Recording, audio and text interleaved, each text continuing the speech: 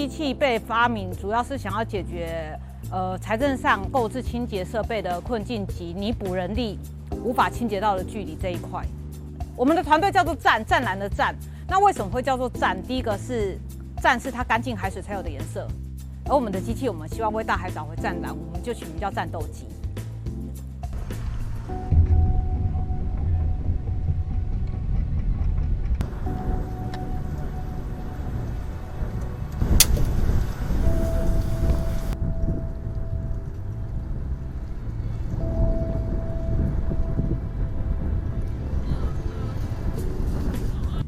当初为什么会有这个构想？我觉得可能跟我自己念海洋环境的背景有相关，然后我又很爱潜水，那每次潜水的时候，往水面上看都是垃圾，然后又往底下看，常常会觉得为什么我们的海这么脏？即便我游了很远，还是很脏，是不是有什么方法可以解决这些垃圾，或是现有的清洁方法，是不是有什么困境？